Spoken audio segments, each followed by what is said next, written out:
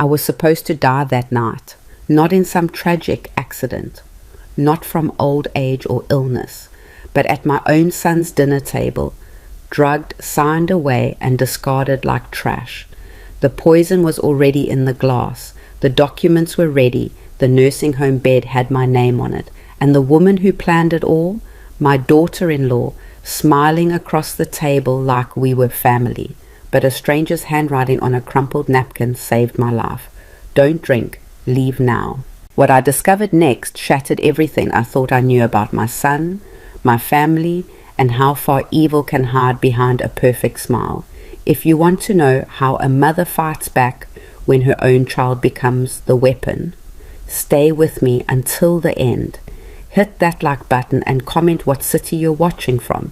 I want to see how far this story travels, because what happened to me could happen to anyone. This is my story, and I'm still shaking as I tell it. The invitation. The phone call came on a Tuesday. I remember because Tuesdays were my grocery days, and I was standing in the cereal aisle at Save Mart trying to decide between the store brand and the name brand. Always the store brand, let's be honest. When my phone buzzed in my coat pocket, Daniel's name flashed on the screen. My son, my only child. The boy I raised alone after his father died, the man I hadn't heard from in 8 months, except for a Christmas text that said, "Happy holidays, Mom." Not Merry Christmas, not I love you, just on holidays, plural, generic. Like I was someone on his corporate mailing list. I almost didn't answer, but hope is a stupid, stubborn thing. It sits in your chest like a bird that won't stop singing even when the cage is locked. So I answered, "Daniel?" "Mom, hi." His voice sounded tight, rehearsed. "How are you?" "I'm fine. Is everything okay?" Yeah, everything's great. Listen, I know it's been a while and I'm sorry about that. Things have been crazy with work and Vanessa's been planning this big renovation, and anyway, I'm calling because we'd really love to have you over for dinner this Friday. Just family, what do you say? I stood there in the cereal aisle, holding a box of shredded wheat, and felt my throat close up. Family dinner. When was the last time I'd been invited to anything involving Daniel and Vanessa? Their wedding maybe 5 years ago, where I sat at a back table with people I didn't know, while Vanessa's perfectly curated guest list sipped champagne and pretended I didn't exist. I'd worn my best dress, the navy one I bought at Macy's on clearance, and Vanessa had looked at it like I'd shown up in a bathrobe. After that, the invitation stopped. Birthdays came and went, Thanksgivings passed, I sent cards, I called, I left voicemails that went unreturned. And now, out of nowhere, dinner? "Mom, you still there?" "I'm here. Yes, I'd love that." "Great. Friday at 7. I'll text you the address. Oh, and Mom, dress nice, okay? Vanessa's really excited to see you." The line went dead before I could answer. I stood there staring at my phone, and that stupid bird in my chest started singing louder. He wants to see me. He misses me. Maybe Vanessa's changed. Maybe they've realized family matters. I should have known better. I should have listened to the part of me that heard dress nice and felt like I'd been slapped, like I wasn't good enough as I was, like showing up as Evelyn Carter, 67 years old, retired substitute teacher, living on a fixed income in a one-bedroom apartment, wasn't enough. But I didn't listen. I wanted so badly to believe that my son still loved me. The preparation. Friday came too fast and too slow at the same time. I spent 3 days trying to figure out what to wear. My closet wasn't exactly full of options. Most of my clothes were practical. Cardigans and slacks, comfortable shoes, things that didn't need dry cleaning. I had one dress that might work, a charcoal grey sheath I'd bought for a friend's funeral 2 years ago. It was plain but clean. Elegant maybe if you squinted. I tried it on Thursday night and stood in front of my bathroom mirror, sucking in my stomach and wishing I looked different. Younger, thinner, richer. Stop it, I told myself. You're his mother. That should be enough. But Vanessa's voice echoed in my head from that wedding 5 years ago, her hand resting possessively on Daniel's arm as she'd smiled at me with teeth too white to be real. Oh, Evelyn, how quaint. You made your own corsage? I had. I'd made it from flowers in my garden because I couldn't afford a florist. And she'd said quaint like it was a synonym for pathetic. I pulled the dress off and threw it on the bed. Friday morning I went to Goodwill and found a black blazer that almost fit. It was a little tight in the shoulders, but it looked professional, put together. I paired it with the grey dress and my nicest shoes, black flats I'd resoled twice, and told myself I looked fine. I didn't believe it. At 6:30 I got in my car, a 15-year-old Honda Civic, with a dent in the passenger door and a check engine light that had been on since 2019, and drove across town to the address Daniel had texted me. I knew the neighborhood, Hadley Heights, old money, new money, the kind of place where lawns looked like golf courses and driveways held cars that cost more than I'd made in a year of teaching. Daniel and Vanessa's house was at the end of a cul-de-sac, a sprawling Tudor-style mansion with stone accents and landscaping that probably required a full-time staff. There were lights glowing in every window, warm and golden, like something out of a magazine. I sat in my car for 5 minutes, hands gripping the steering wheel, trying to steady my breathing. You're his mother, you raised him, you loved him when no one else did, you belong here. I didn't believe that either. But I got out of the car anyway. Oh, the arrival, the front door opened before I even reached it. Vanessa stood there, backlit by the chandelier in the foyer, wearing a cream silk blouse and tailored pants that probably cost more than my rent. Her hair was perfect, sleek, blonde, blown out like she'd just stepped out of a salon. Her smile was wide and bright and completely empty. Evelyn, you made it. She stepped forward and kissed the air beside my cheek, her perfume so strong it made my eyes water. Come in, come in. Daniel's just finishing up in the kitchen. I stepped inside and the house swallowed me whole. Everything was white and gold and spotless. The floors were marble. The walls were hung with abstract art I didn't understand. There was a staircase that curved up to the second floor like something out of a movie, and a living room to my left with furniture that looked like no one had ever sat on it. You have a beautiful home, I said, because that's what you're supposed to say. Thank you, we've worked really hard on it. The renovations were a nightmare, but it's finally coming together. Vanessa linked her arm through mine like we were old friends. Come, let's get you some wine. Daniel's making his famous braised short ribs. You're going to love it. She led me through the house, her heels clicking on the marble, and I felt like a stray dog being walked through a museum. Everything smelled expensive. Everything looked untouchable. We reached the kitchen, a massive space with white cabinets, stainless steel appliances, and an island the size of my entire kitchen back home. And there he was, Daniel, my son. He looked older. His hairline had receded a little, and there were lines around his eyes I didn't remember. He was wearing a button-down shirt with the sleeves rolled up, an apron tied around his waist, and when he looked up and saw me, his smile didn't quite reach his eyes. Mom, hey. Hi, sweetheart. I wanted to hug him. I wanted to pull him close and smell his hair like I used to when he was little, when he'd run to me with scraped knees and broken toys, and I could fix everything with a kiss and a band-aid. But I didn't move. Neither did he. Vanessa filled the silence with a laugh that sounded like wind chimes. Daniel, pour your mother some wine. She looks like she could use it. I didn't miss the way she said your mother, like I was his responsibility, his burden. Daniel poured a glass of red wine from a bottle I didn't recognize and handed it to me. Our fingers brushed, and I felt the distance between us like a physical thing. Thanks, I said, of course. He turned back to the stove, stirring something in a pot, and Vanessa guided me to the dining room.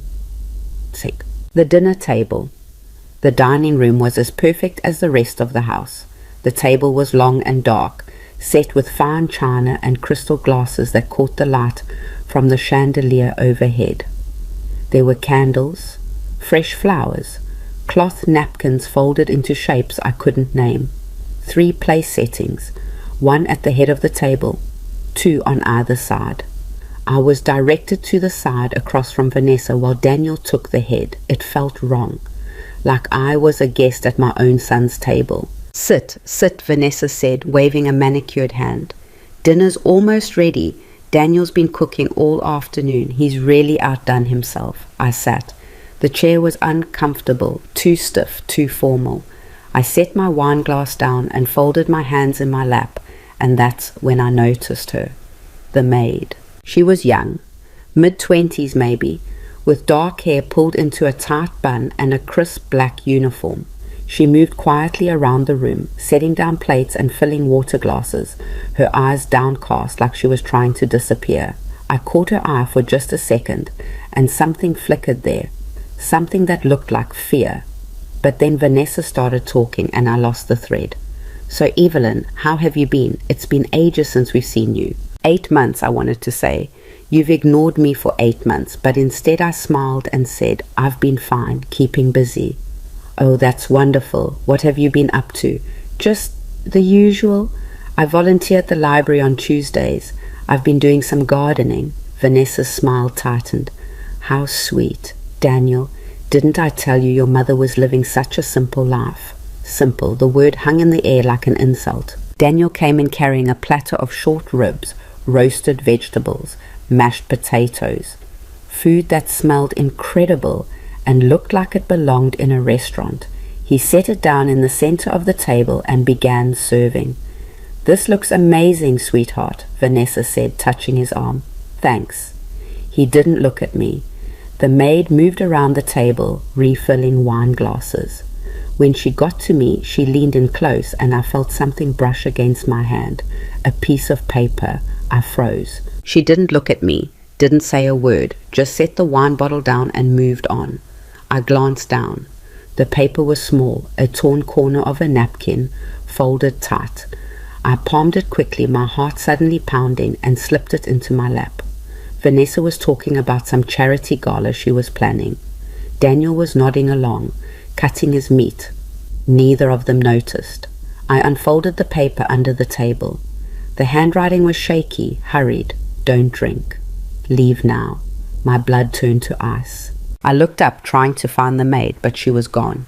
Disappeared into the kitchen like a shadow. Mom, you okay? Daniel was staring at me, fork halfway to his mouth. I forced a smile. I'm fine, just feeling a little off. I think I might be coming down with something. Vanessa's eyes sharpened. Oh no, are you sure? You look pale. I'm sure. I should probably go. I don't want to get anyone sick, but you just got here. Daniel's voice was flat, almost disappointed. I know, and I'm so sorry. This was lovely, really, but I think I need to lie down. I stood, clutching my purse, the note crumpled in my fist. Vanessa stood too, her smile fixed. Of course, let me walk you out. No, that's okay. I can see myself out. I moved toward the door before she could argue, my legs shaking, my mind racing. Don't drink. Leave now. What the hell was in that wine? I reached the front door, yanked it open, and stumbled into the night air. Behind me, I heard Vanessa's voice, sharp and cold. She didn't even touch her food. And Daniel? Quieter. She'll come back. I got in my car, started the engine, and drove. But I didn't go home. The watch. I parked 3 blocks away, hands trembling on the steering wheel, and stared at the crumpled note in my lap. Don't drink. Leave now. Someone in that house had tried to warn me.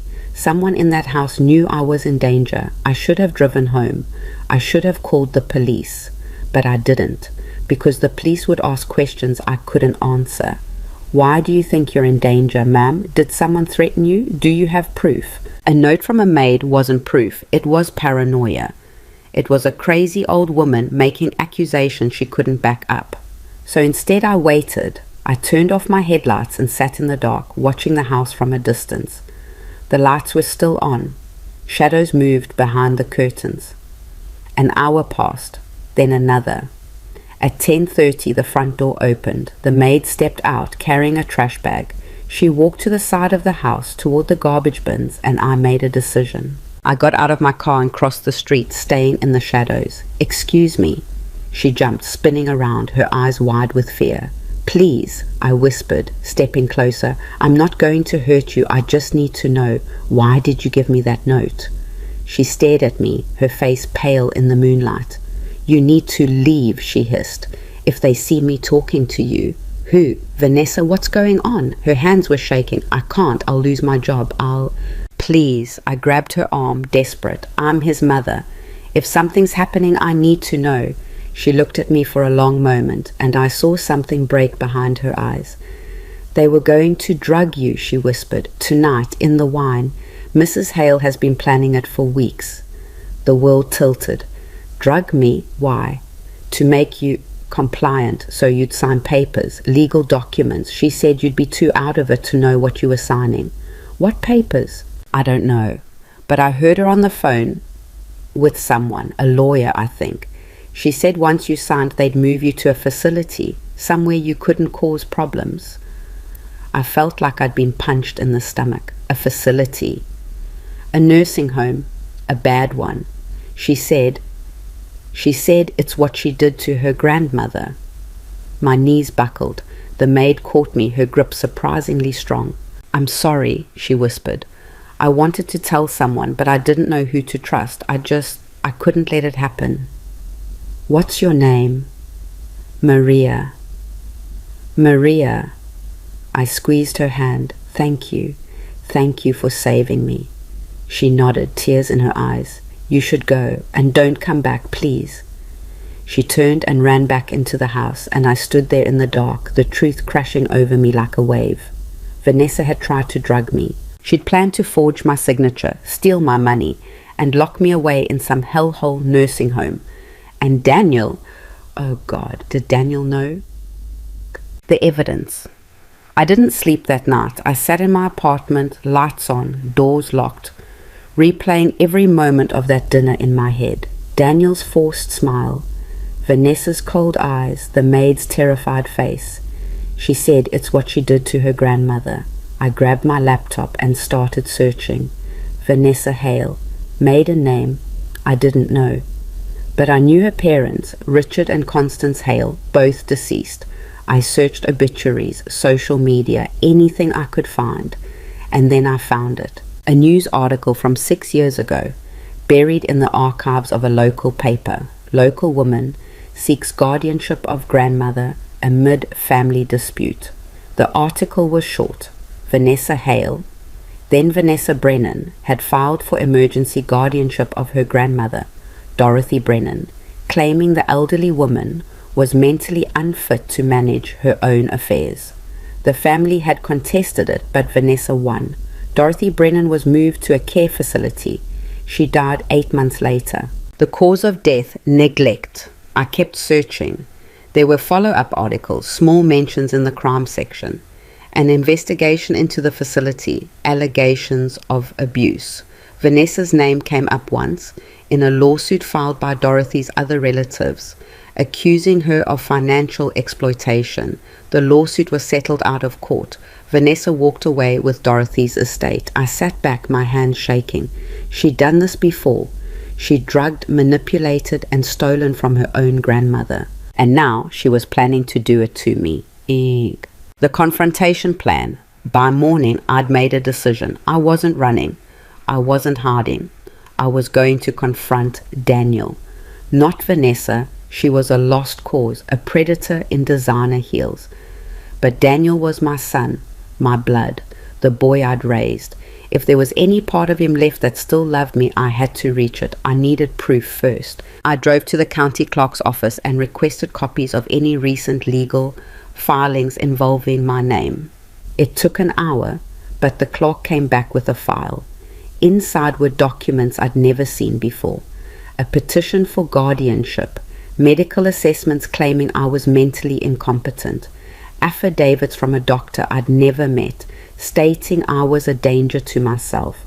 All of it forged, all of it signed by Vanessa Hale. I made copies. I took photos. I called a lawyer I couldn't afford and left a voicemail explaining everything. And then I called Daniel. "Mom?"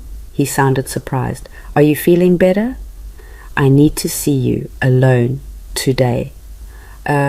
I'm at work. Can it wait?" "No." There was a long pause. "Okay, I'll meet you for coffee. 2 o'clock, the place on Main Street." "Thank you." I hung up and stared at the documents in my lap. Please, I thought, please let him be worth saving. Tati, the coffee shop. Daniel was already there when I arrived, sitting at a corner table with a latte in front of him. He looked tired, stressed, guilty. I sat down across from him and put the folder on the table between us. What's this? He asked. Open it. He did. His eyes scanned the first page, the guardianship petition, and his face went pale. Mom, did you know about this? Vanessa mentioned something about making sure you were taken care of, but I didn't. Taken care of? My voice cracked. Daniel, she was planning to drug me, to forge my signature, to lock me in a nursing home and steal everything I have. That's insane. Vanessa wouldn't. She did it to her grandmother. I slid the news articles across the table. 6 years ago, same plan, same result. The woman died alone in a facility while Vanessa spent her money. Daniel stared at the articles, his hands shaking. She told me you were getting worse, he whispered, that you were forgetting things, getting confused. She said you needed help. I'm 67, not senile. She showed me doctor's notes, forged, all of it. I pointed to the medical assessments. Look at the signature. I've never even heard of this doctor. He looked, and I saw the moment it hit him, the realization that he'd been lied to, manipulated, used. Oh my God. She tried to poison me, Daniel, at your dinner table if the maid hadn't warned me. Maria? Yes, she saved my life. Daniel put his head in his hands. I didn't know. I swear I didn't know. But you suspected. He looked up, tears in his eyes. I thought you were just being difficult. Vanessa said you didn't want help, that you were too proud. I thought I was doing the right thing by stepping back. You abandoned me. I know. His voice broke. I know, and I'm so sorry. We sat there in silence, and I felt something shift. Not forgiveness, not yet, but a crack in the wall between us. What do we do now? He asked. I leaned forward. We stop her. The recording. Daniel went home that night with a plan.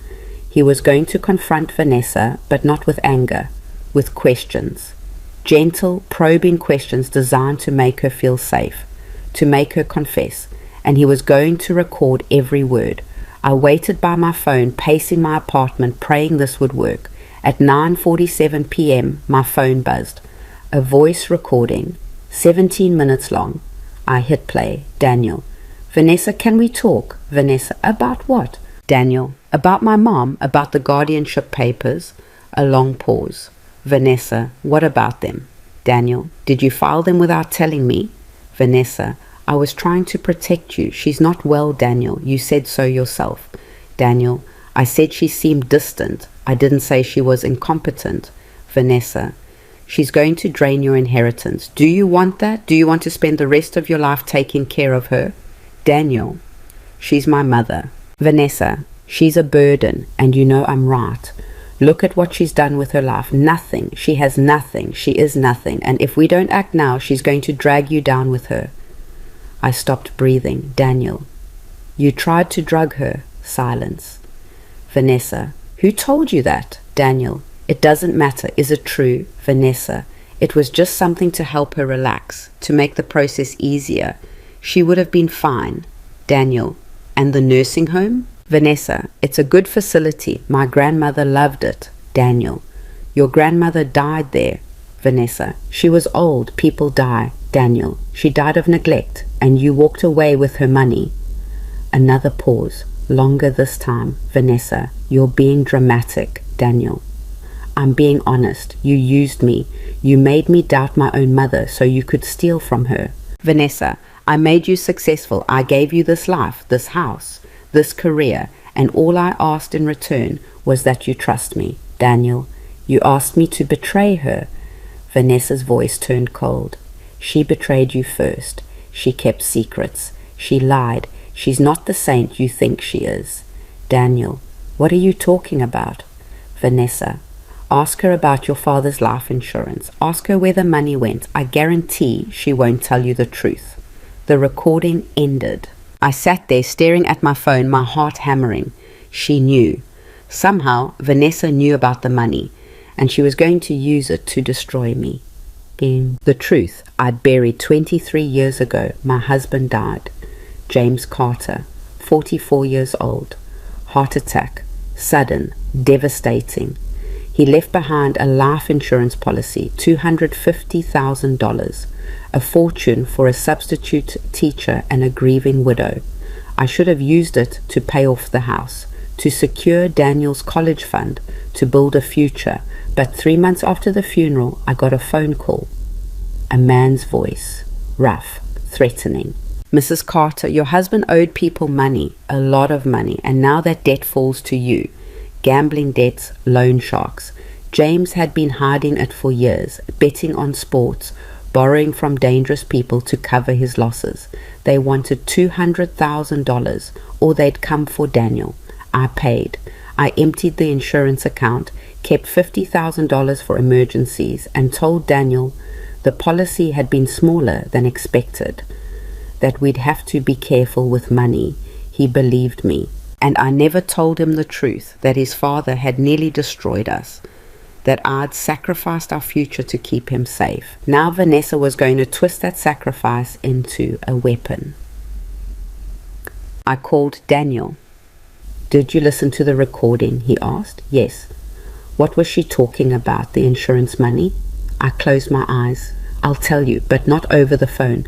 Come to my apartment tomorrow, alone. Okay. And Daniel? Yeah. Bring the recording. We're going to need it. The next morning, Daniel sat on my worn-out couch and I told him everything. About the debt, the threats, the choice I'd made to protect him. He didn't interrupt, didn't accuse, just listened. When I finished, he was quiet for a long time. You should have told me, he said finally. I know. I spent years thinking you were just bad with money, that you didn't care about planning for the future. I cared. I just cared about keeping you alive more. He looked at me and I saw the little boy I'd raised, the one who used to crawl into my bed during thunderstorms, who'd cried when his goldfish died, who'd hugged me so tight I could barely breathe. I'm sorry, he whispered, for everything, for doubting you, for letting her. You didn't know. I should have. We sat there, the truth settling between us like dust after a storm. And then Daniel stood. We're ending this, he said, today. The return. Vanessa was in the living room when we arrived, flipping through a magazine, a glass of wine in her hand. She looked up surprised.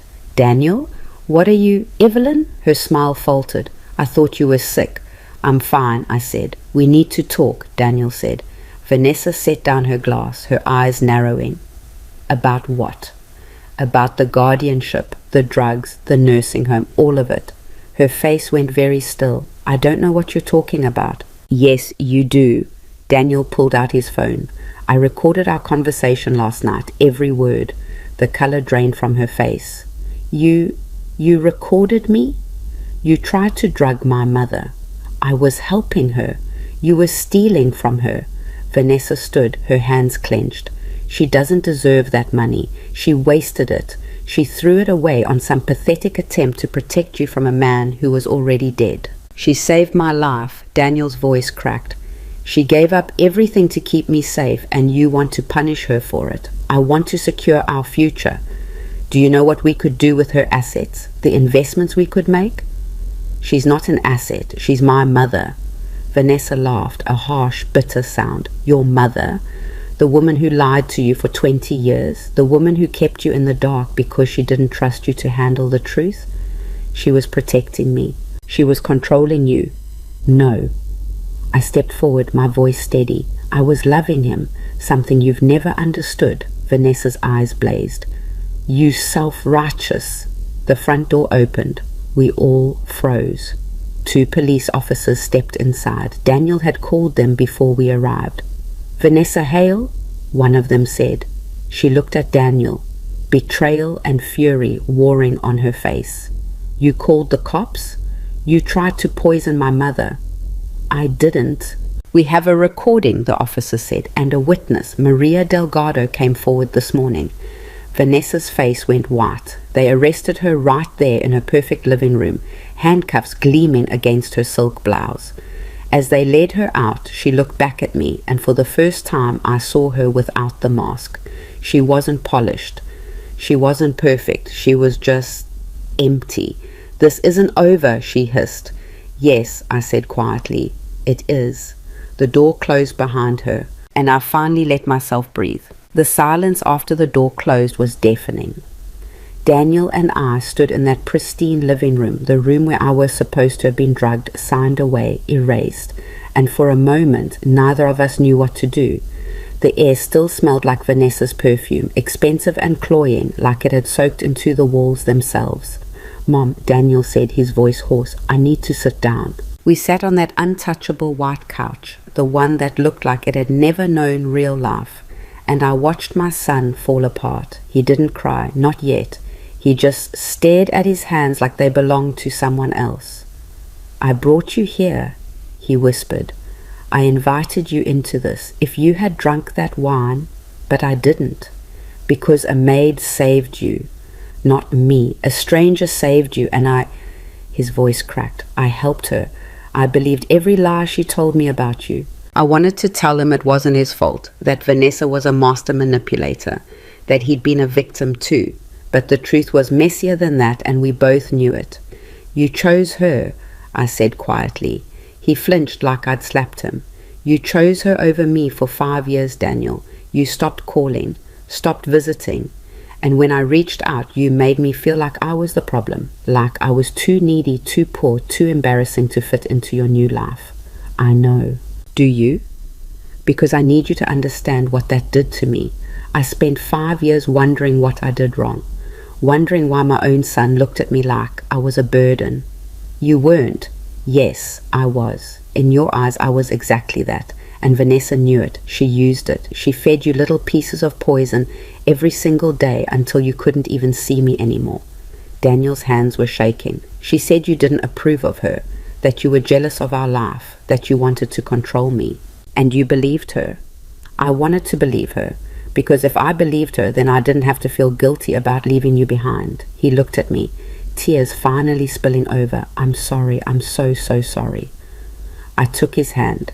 It was bigger than I remembered, rougher, but it was still my son's hand. "I forgive you," I said, "but we have a long way to go before we're okay again." He nodded, wiping his eyes with his other hand. "What happens now?" Now I stood up, looking around the house that had almost become my tomb. "Now we figure out how deep this goes. Because Vanessa's arrest wasn't the end, it was just the beginning. And I had a terrible feeling we were about to discover just how much damage one woman could do." The detective assigned to the case was a woman in her 40s named Sarah Hendricks. She had short grey hair, tired eyes, and the kind of no-nonsense demeanor that made me trust her immediately. She met us at the police station the next morning, a folder thick with documents spread out on the table between us. "Mrs. Carter," she said, shaking my hand, "I've been reviewing your case, and I have to say you're lucky to be sitting here." "I know." The drug found in the wine bottle at the Hale residence was Rohypnol, commonly known as a date rape drug. Combined with a sedative, it would have rendered you completely incapacitated within 20 minutes. My stomach turned. Daniel made a sound like he'd been punched. Detective Hendricks continued, her voice steady. "We've also obtained the forged medical documents and the guardianship petition. Preliminary analysis suggests the signatures were created using digital software. We're tracking the IP address used to file the documents, but it's going to take time." "What about her grandmother?" I asked. "Dorothy Brennan. Can you investigate that case too?" Hendricks nodded. "Already on it. We've pulled the old case files. Dorothy Brennan was moved to Meadowbrook Care Facility in 2018 under Vanessa's guardianship. She died 8 months later. The family filed a wrongful death lawsuit, but it was settled out of court with a non-disclosure agreement. Can you talk to the family?" "We're trying. Most of them want nothing to do with this. The lawsuit took everything they had and they lost. But we did find one person willing to talk, Dorothy's granddaughter, Claire Brennan." "Can we meet her?" Hendricks hesitated. "It's not standard procedure." "Please," I said. If Vanessa did this to Dorothy, Claire deserves to know she's finally being held accountable. Hendrik studied me for a long moment. Then she nodded. I'll set it up. Claire Brennan agreed to meet us at a coffee shop downtown 2 days later. She was younger than I expected, early 30s, with auburn hair and the kind of exhaustion in her eyes that comes from fighting battles you can't win. When she saw me, she stood up so fast her chair scraped against the floor. You're Evelyn Carter? I am. The detective said Vanessa tried to do to you what she did to my grandmother. Yes. Claire's hands clenched into fists. I knew it. I knew she'd do it again. We sat down and Claire told us her story. Dorothy Brennan had been a vibrant, independent woman in her late 70s. Sharp as a tack, still driving, still managing her own finances. She had a small fortune saved from decades of careful investing, money she planned to leave to her grandchildren. Then Vanessa came into the picture. She married my uncle first, Claire said bitterly. Richard Brennan. He was a good man, but he was weak. Vanessa knew it. She wrapped him around her finger, convinced him to move in with Grandma Dorothy to help take care of her. Except Grandma didn't need help. She was fine. What happened? Daniel asked quietly. Vanessa started planting seeds, telling the family that Grandma was forgetting things, getting confused. She'd call us and say, I'm worried about Dorothy. She left the stove on again. Or, she got lost driving to the store. None of it was true, but we didn't know that. We trusted her. I felt a chill run down my spine. It was the exact same playbook. Then one day, Claire continued, her voice shaking, Vanessa filed for emergency guardianship. She had medical reports from a doctor we'd never heard of, claiming Grandma was suffering from dementia. The judge granted it. Just like that, Vanessa had complete control. What about your family? Didn't you fight it? We tried, but by the time we got a lawyer, it was too late. Grandma had been moved to Meadowbrook, and Vanessa had drained her bank accounts. She said it was for care expenses, but we knew she was stealing. And your uncle, Richard? Claire's face hardened. He divorced Vanessa 6 months after Grandma died. Said he finally saw what she really was, but the damage was done. Grandma was gone, the money was gone, and Vanessa walked away clean. I'm so sorry, I said. Claire looked at me with something close to desperation. Tell me she's going to pay this time. Tell me you have enough to put her away. We're trying, Detective Hendricks said, but we need more. The 2018 case was settled, which means most of the evidence is sealed. If we're going to build a solid case, we need to prove a pattern of behavior. What do you need from me? Testimony, documentation, anything you remember about how Vanessa manipulated the system. Claire nodded, pulling a flash drive from her purse. I've been keeping records for 6 years. Every email, every document, every lie she told. I knew she'd do this again. I just didn't know when. Hendricks took the flash drive, something like respect flickering in her eyes. This could change everything. Good, Claire said, because that woman is a monster and she doesn't deserve to breathe free air. Over the next week, the case grew bigger than any of us expected. Detective Hendricks and her team started digging, and what they found was horrifying. Vanessa Hale, born Vanessa Brennan, had a history, not just with Dorothy, but with at least 3 other elderly victims over the past decade, all of them wealthy, all of them isolated, all of them targeted through a carefully orchestrated system of manipulation, forgery, and theft. The pattern was always the same: befriend the victim or marry into the family, establish trust, plant doubts about their mental capacity, file for guardianship, drain their assets, and disappear before anyone could stop her. In 2 cases, the victims died under suspicious circumstances while in care facilities. In 1 case, the victim survived but was left penniless and broken. She's been doing this for years, Hendricks said, spreading crime scene photos across her desk. We're talking about a serial predator, and she's gotten away with it because she's smart. She changes her name, moves cities, targets people who don't have strong family ties or legal protections. How did no one catch this before? Daniel asked, his voice hollow. Because elder abuse is invisible. People don't want to believe their loved ones are being exploited. And by the time they realize what's happening, it's too late. I stared at the photos. Elderly faces, tired and afraid. People who trusted the wrong person and paid with everything they had. She almost made me one of them, I whispered. But she didn't, Hendrik said, and now we're going to make sure she never does this again. Vanessa's arraignment was scheduled for a Thursday morning. Daniel and I sat in the courtroom surrounded by other victims and their families. People who'd been waiting years for justice. Claire was there, gripping the armrest of her chair so hard her knuckles turned white. Maria, the maid who'd saved my life, sat a few rows back, her hands folded in her lap. When they brought Vanessa in, I barely recognized her. Gone was the polished, perfect woman who'd looked down at me like I was dirt on her shoe.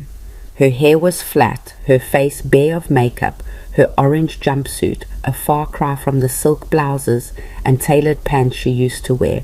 But her eyes were still sharp, still calculating. She scanned the courtroom, her gaze landing on Daniel, and she smiled. It wasn't a kind smile. It was the smile of someone who still thought they held the cards. The judge entered and the room fell silent.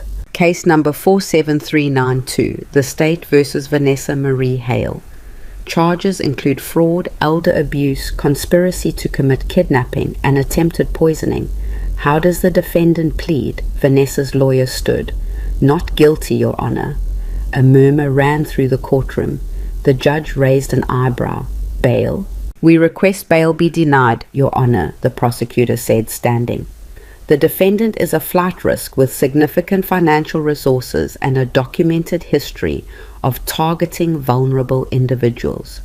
She has no ties to this community and every reason to flee. Vanessa's lawyer argued, but I could see it was a losing battle. The judge set bail at $500,000. An amount Vanessa couldn't pay, not with her accounts frozen and her assets under investigation. She'd be staying in jail until trial. As they led her out, she looked back one more time. This time, she wasn't smiling. The weeks that followed were a blur of depositions, interviews, and legal meetings. Daniel threw himself into helping the prosecution build their case. He handed over financial records, emails, text messages, anything that might prove Vanessa's intent. He met with Claire and the other victims' families, listening to their stories, carrying the weight of what his wife had done. It was destroying him. One night he showed up at my apartment at 11 p.m., his eyes red and swollen. I can't stop thinking about it, he said, collapsing onto my couch. Every time I close my eyes, I see you drinking that wine. I see you signing those papers. I see you locked in some nightmare facility, and it's my fault. It's not. It is, Mom. I chose her. I brought her into our lives. I ignored every warning sign because I was too proud to admit I'd made a mistake. Daniel, she told me you were the problem, he continued, his voice breaking. She said you were manipulating me, trying to control my life. And I believed her because it was easier than admitting I was embarrassed by you. The words hit like a knife. Embarrassed? He covered his face with his hands. You were a substitute teacher living in a one-bedroom apartment. You wore the same dress to every event. You drove a car that was falling apart. And Vanessa was everything you weren't. Successful, beautiful, connected. I thought marrying her would prove I'd made something of myself. So I was the proof you hadn't. No, yes, I don't know. He looked at me, tears streaming down his face. I loved you, but I was ashamed of you, and I hate myself for it. I sat down next to him, my own eyes burning. You want to know the truth, I said. I was ashamed too. Ashamed that I couldn't give you the life your father's insurance should have provided. Ashamed that I couldn't afford to send you to a better college or buy you a car or help with your wedding. I felt like I'd failed you. You didn't fail me. You saved me. And you're saving me now. We sat there together, two broken people trying to figure out how to piece each other back together. It wasn't a perfect moment. It wasn't a movie reconciliation with swelling music and tearful hugs. It was messy and painful and real. But it was a start. The trial date was set for 3 months later, but new developments kept coming.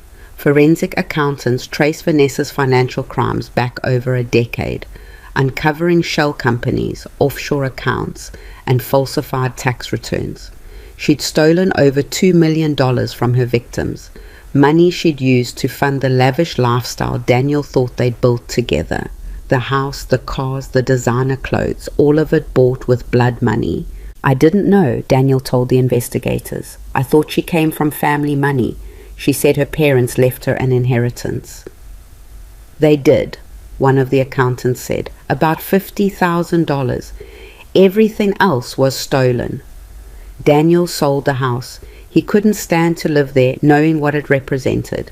He moved into a small apartment across town and started seeing a therapist 3 times a week. I was proud of him for that, proud that he wasn't running from the pain, but facing it head on. Meanwhile, Maria, the maid who'd saved my life, came forward with more information. She'd been working for Vanessa for 8 months, brought over from her home country on a work visa Vanessa had sponsored. She'd been promised good pay and fair treatment, but the reality was different.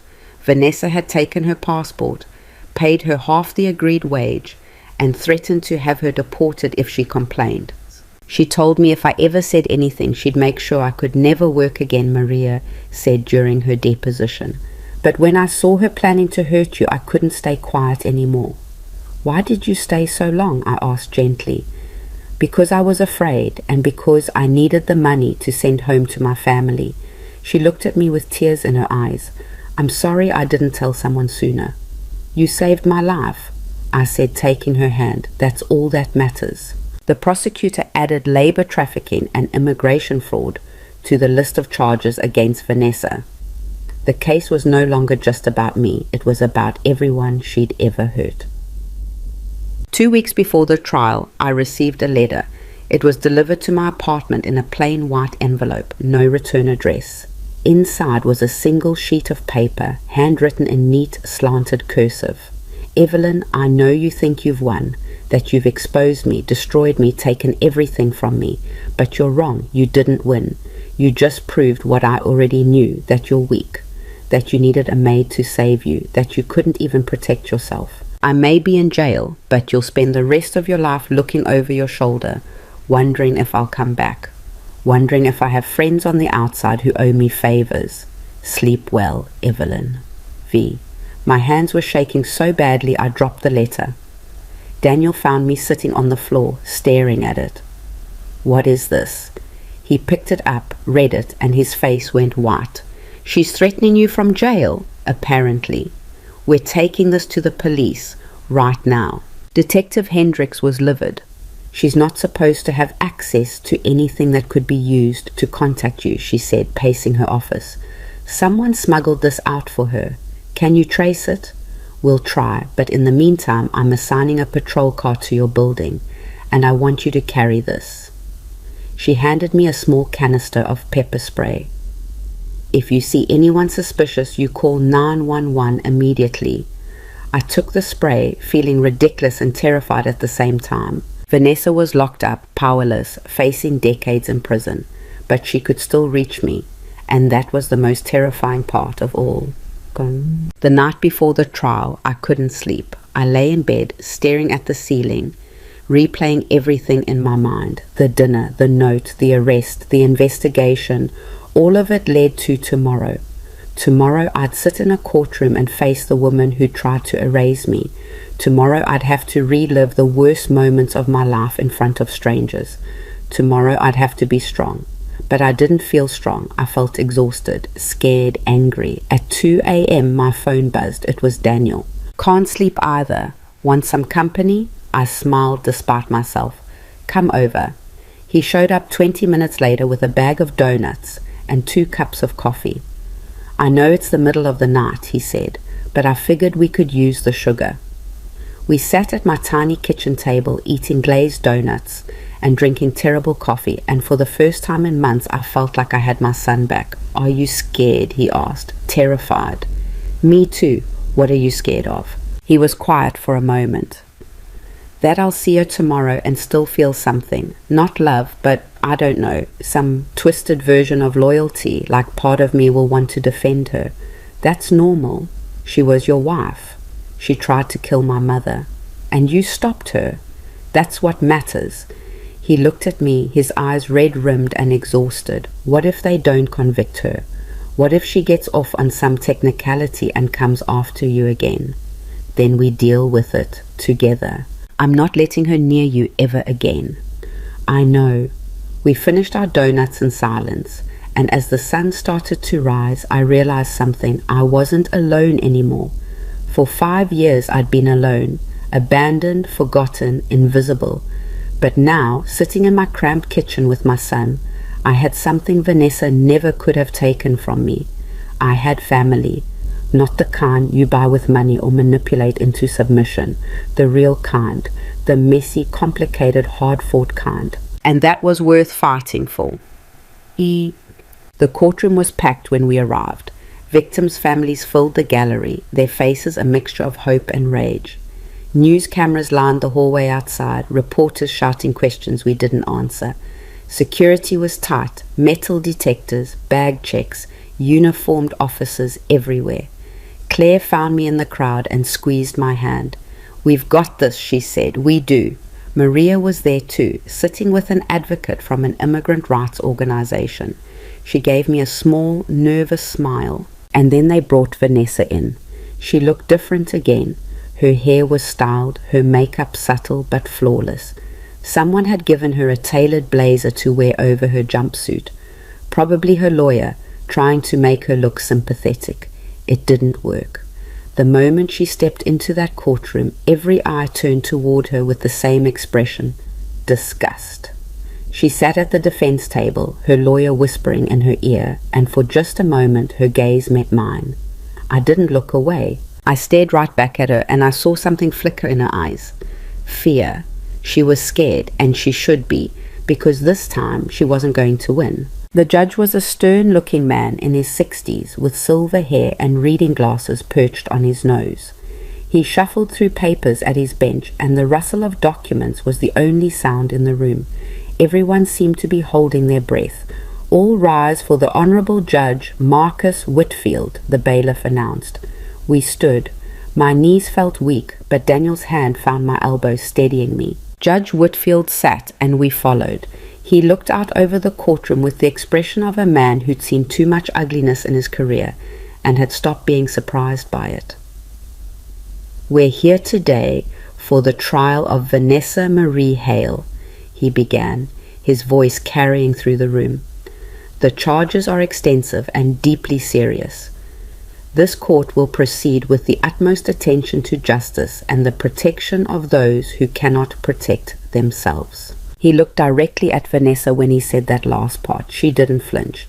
The prosecution started with opening statements, and the assistant district attorney, a sharp woman named Catherine Mills, laid out the case with surgical precision. She described Vanessa's pattern of targeting vulnerable elderly victims, the forgery, the drugging, the theft. She showed photos of Dorothy Brennan before and after Vanessa's guardianship, a vibrant woman reduced to a shell in a matter of months. "This is not a case of family disagreement," Mills said, pacing in front of the jury.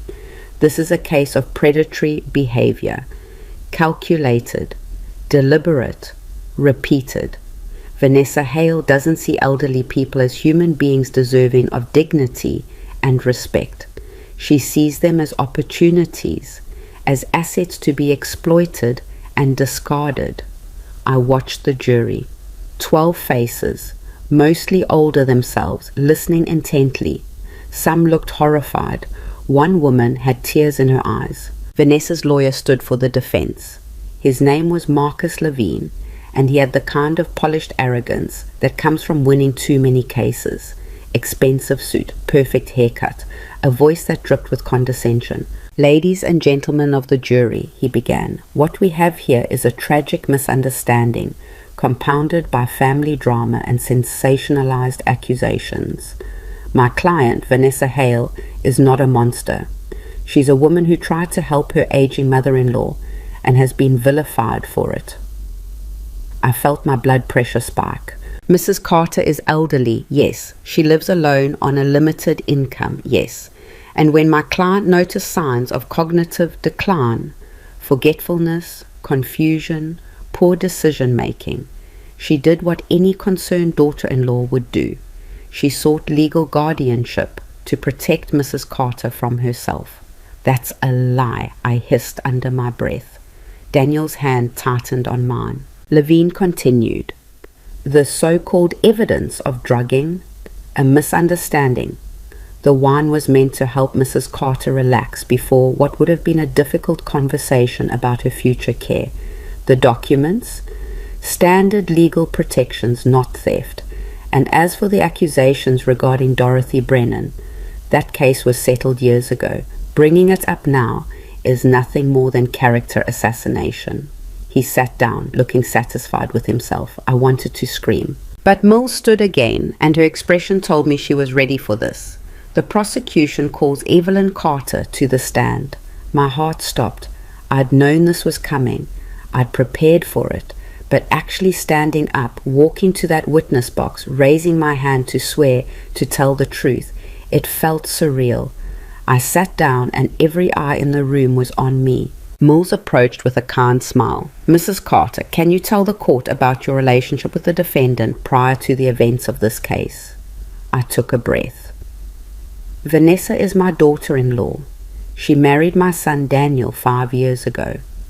After the wedding, our relationship became distant." "Distant how?"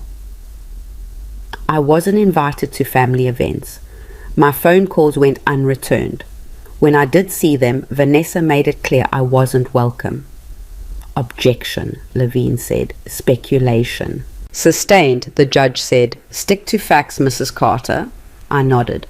"She told me once that I was an embarrassment, that my clothes, my car, my apartment, everything about me reflected poorly on Daniel's success. And how did that make you feel? Like I didn't matter. Like I'd raised my son for 30 years just to be thrown away when I was no longer useful." There was a murmur in the courtroom. Mills continued, "Can you describe the dinner invitation you received in October?" I recounted the phone call, the sudden warmth, the way Daniel's voice had sounded rehearsed. I described arriving at the house, the perfection of everything, the way Vanessa had acted like we were close. "And then what happened? A maid slipped me a note. It said, 'Don't drink. Leave now.' What did you do?" "I faked being sick and left, but I didn't go home. I parked down the street and waited." "Why?" "Because something felt wrong, and I needed to know what it was." Mills walked to the evidence table and picked up a clear plastic bag containing a crumpled piece of paper. "Is this the note?" "Yes." "And did you later discover what the warning was about?" "Yes. The maid, Maria Delgado, told me that Vanessa had planned to drug me that night, to make me sign legal documents giving her control of my finances. And then she was going to put me in a nursing home." The courtroom erupted. Judge Whitfield slammed his gavel. "Order!" Levine shot to his feet. "Objection, hearsay." "Your Honor," Mills said calmly, "Ms. Delgado will testify to these facts herself. Mrs. Carter is simply recounting what she was told." "I'll allow it for now," Whitfield said, "but tread carefully, Counselor." Mills turned back to me. "Mrs. Carter, what did you do with this information?" "I went to my son. I showed him the forged documents, the fake medical reports, everything, and he recorded a conversation with Vanessa where she admitted to the plan." "And what did she say in that recording?" I closed my eyes, remembering Vanessa's cold voice. "She said I was a burden, that I had nothing and was nothing, that drugging me was just to make the process easier." "Did she express any remorse?" "No, she justified it, said it was necessary." Mills let that hang in the air. "One more question, Mrs. Carter. If that maid hadn't warned you, if you had drunk that wine, What do you think would have happened? I looked directly at Vanessa. She stared back, her face a mask. I think I'd be dead, I said quietly, or I'd be locked away somewhere, signing papers I didn't understand with no one to help me. Either way, I'd be gone. Erased. Mills nodded. No further questions. Levine stood for cross-examination, and I braced myself. He approached with a smile that didn't reach his eyes. Mrs. Carter, you've painted quite the dramatic picture, but let's talk about facts. You said my client called you an embarrassment. Do you have any proof of that? It was a private conversation. So no proof, just your word. Yes. And this note from the maid, did anyone else see her give it to you? No. So again, just your word. The note exists. A piece of paper with handwriting on it that could have been written by anyone, including you. Why would I write a note to myself? To create a narrative, to make yourself the victim in a family dispute. I felt my face flush. That's not what happened. Isn't it? You've admitted that you and my client didn't get along, that you felt excluded from your son's life. Isn't it possible that you saw an opportunity to drive a wedge between him and his wife and you took it? No. You said Vanessa told you that you were an embarrassment, but isn't it true that you live on a very limited income, that you drive an old car and wear outdated clothes? Objection. Mills was on her feet. Relevance. I'm establishing the witness's possible motive for fabricating this story, Levine said smoothly. Overruled, Whitfield said. Answer the question, Mrs. Carter. I swallowed hard. Yes, I live modestly, but that doesn't mean I'm lying. Of course not, Levine said, his tone dripping with false sympathy. But it does mean you might have felt resentful toward a daughter-in-law who had everything you didn't. A beautiful home, financial security, status. I wasn't resentful, I was hurt. Hurt enough to destroy her marriage, to accuse her of crimes she didn't commit. She did commit them, according to you, according to a maid who may have her own grudges, according to a son who was manipulated by his mother into betraying his wife. That's not... No further questions. He sat down, looking pleased with himself. I returned to my seat, shaking with rage and humiliation. Daniel leaned over. You did great. He made me sound like a bitter old woman. The jury knows better, I wasn't so sure. Mills called Maria to the stand next, and the young woman walked up, with her head held high despite the terror in her eyes. She'd been granted immunity in exchange for her testimony, but I knew testifying against Vanessa terrified her. Mills was gentle with her, walking her through the timeline. How Vanessa had hired her, confiscated her passport, paid her below minimum wage. How she'd overheard Vanessa on the phone discussing the plan to drug me. What exactly did you hear? Mills asked. Maria's voice shook. She was talking to someone, a man, I think. She said, once the old woman drinks the wine, she'll be out cold. We'll have her sign everything, and by morning she won't even remember it happened. And what did you do with that information? I didn't know what to do. I was scared. But when Mrs. Carter arrived that night, I couldn't just let it happen, so I wrote the note. Did Mrs. Hale ever threaten you? Yes, many times. She said if I told anyone about what went on in the house, she'd have me deported, that I'd never see my family again. Levine's cross-examination was brutal. Miss Delgado, you're here on a work visa, correct? Yes. And that visa was sponsored by Mrs. Hale? Yes. So you owe your presence in this country to her generosity? Yes. And yet you're testifying against her. Isn't it possible you're doing this out of spite? Perhaps because she fired you. She didn't fire me. I quit after what happened. After you sabotaged a family dinner with a false accusation. It wasn't false. You've admitted you were scared of being deported. Isn't it possible you invented the story to gain immunity and sympathy? Maria's eyes filled with tears. I risked everything to save Mrs. Carter. Why would I do that if I was lying? Levine shrugged. Perhaps you saw an opportunity to hurt the woman who controlled your visa. Perhaps you believed siding with the prosecution would protect you. We may never know your true motives. Maria looked at the jury, desperate. I'm telling the truth. Please believe me." But I could see doubt creeping into some of their faces. Levine was good, too good, and he was planting seeds that might grow into reasonable doubt. The rest of the day was a parade of witnesses. Forensic accountants testified about the forged documents and the trail of stolen money. Dorothy Brennan's doctor testified that she'd shown no signs of dementia before Vanessa's guardianship. Claire took the stand and recounted her grandmother's decline with a steady voice that broke only at the end. By the time court adjourned for the day, I was exhausted. Daniel and I sat in his car in the parking lot, neither of us ready to drive. "Levine's trying to make you look like a liar," he said finally. "I know. It's not working. The evidence is too strong. But what if it doesn't matter? What if the jury believes I'm just a bitter old woman with an axe to grind? Then they're idiots." Despite everything, I laughed. It came out harsh and broken, but it was a laugh. "We'll get through this," Daniel said. "We have to." But as I looked back at the courthouse, I saw Vanessa being led out in handcuffs, and even from a distance I could see the smirk on her face. She thought she was going to win, and I was terrified she might be right. The second day of trial started with the prosecution's bombshell witness, the forensic psychologist who'd evaluated Vanessa. Dr. Raymond Chen was in his 50s, calm and clinical, the kind of expert witness who testified in hundreds of cases.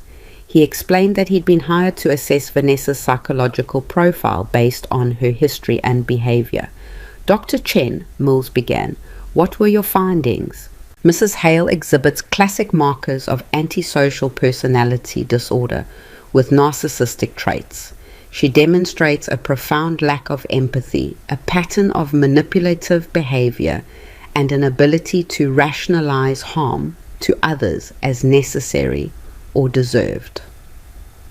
Can you explain what that means in layman's terms? She doesn't experience guilt or remorse the way most people do. To her, other people exist as tools to be used or obstacles to be removed.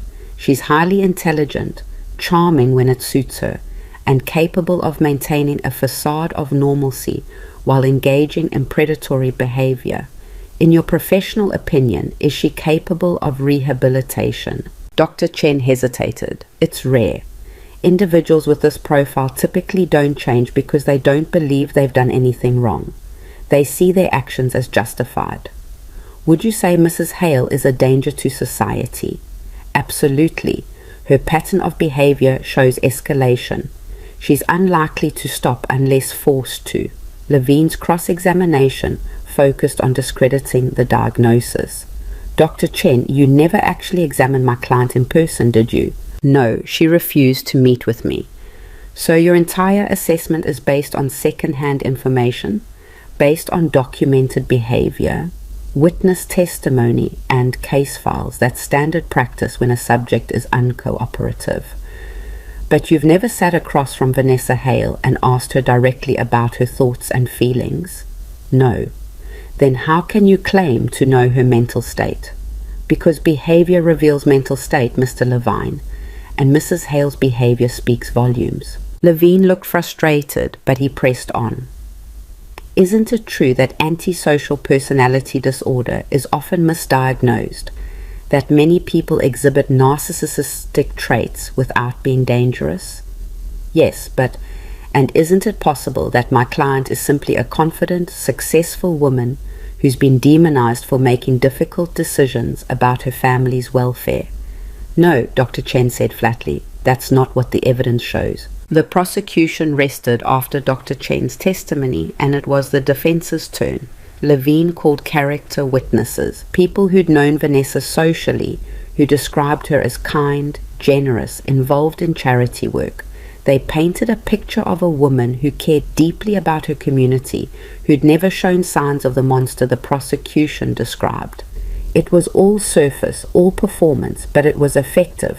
Then Levine called his surprise witness, Richard Brennan, Vanessa's ex-husband, Dorothy's nephew. I hadn't expected that. Richard walked to the stand looking uncomfortable, his eyes avoiding Vanessa's. He was in his 50s, graying at the temples, with the defeated posture of a man who'd lost too much. "Mr. Brennan," Levine began, "you were married to the defendant for 3 years, correct?" "Yes." "And during that time, did you ever witness her harm or mistreat anyone?" Richard was quiet for a long moment. "No." "Did she ever drug anyone, forge documents, steal money?" "Not that I saw." "In fact, wasn't she instrumental in caring for your Aunt Dorothy during her final years?" She helped, yes." "So the accusations against her came as a surprise to you?" Yes and no." Levine frowned. "What do you mean?" Richard looked at Vanessa and something hard crossed his face. "I mean, I didn't see the individual acts. But looking back, I should have. The signs were there. I just didn't want to believe them." Levine's expression tightened. "Mr. Brennan, you're here as a defense witness." "I know what I'm here for, but I can't lie under oath." Richard turned to the jury. "Vanessa was good at hiding what she was. She made me believe Aunt Dorothy needed the guardianship, that it was for her own good, and I went along with it because it was easier than questioning her." "Mr. Brennan."